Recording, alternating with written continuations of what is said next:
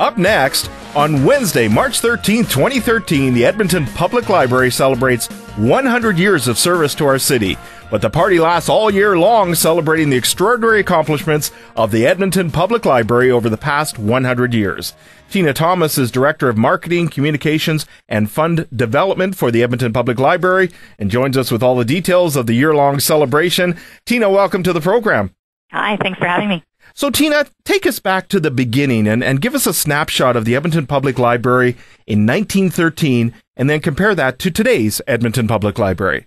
In 1913, the library was dramatically different than it is today. We had two locations, one in Strathcona, and that's the branch that we continue to have today. And we had another location, the Chisholm Block on 104th Street and Jasper Ave, which was actually a meat shop and liquor store, and we had a library in the room above that space. And at that time, in 1913, there were 20 staff serving a population of approximately 65,000 Edmontonians. But if you look at the library today, we're similarly spread throughout the city, and at that time the city was quite small. But now we've got 17 locations all throughout the city, serving the needs of over 800,000 customers in Edmonton and including all the population around the city as well. And Tina, what are some of the Edmonton Public Library's major accomplishments over these past 100 years?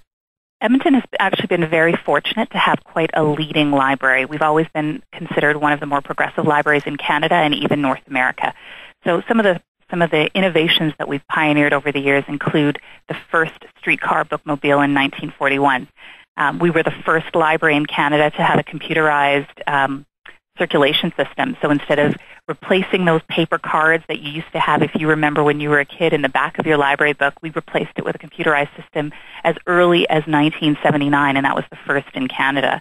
More recently, we were the first library in Canada to have an off-site lending machine. From a technology perspective, we've added some great services. We were the first library in Canada to have Freegal Music, which is free and legal downloads of Sony BMG's collection.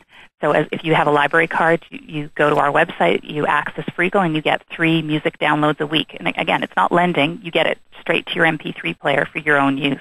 So, Tina, why are public libraries important and still relevant today?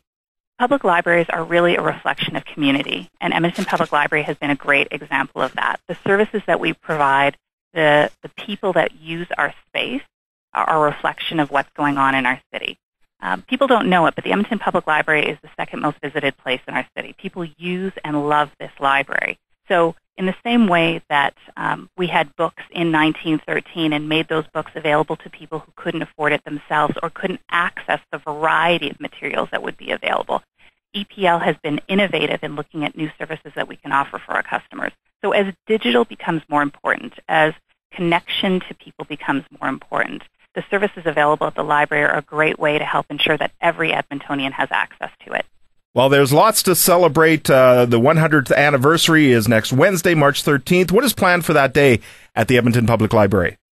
We've got birthday parties planned at every location around the city. So if anybody goes to any library location around the city, they'll have the chance to have cake, to have celebratory programs and services. We'll have prizes.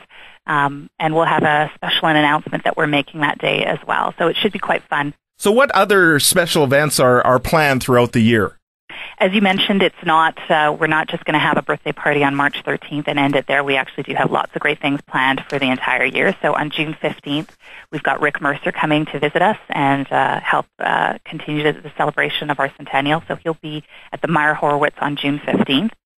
July 19th to 21st, we'll be hosting community barbecues at all of our locations. And then we've got some fun activities planned for later this summer. So we've got a partnership with the City of Edmonton and Movies on the Square, and we're going to be hosting an outdoor showing of The Princess Brides. In the fall, we've got another program that we've been doing called EPL Squared, where the Edmonton Public Library takes all of the activities that we have inside the branch and takes them outside.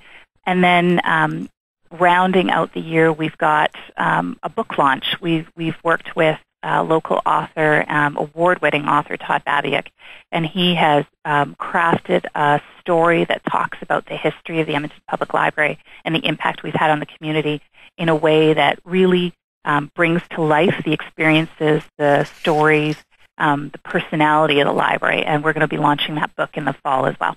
Well, for more information on the Edmonton Public Library's 100th anniversary and all the events that are planned throughout the year, go to epl.ca/100. Tina, thank you very much for joining us today.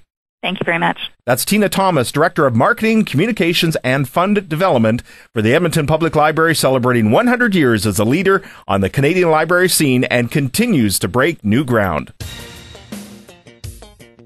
Coming up after the break, the results of the 2012 Capital City Cleanup Graffiti Audit.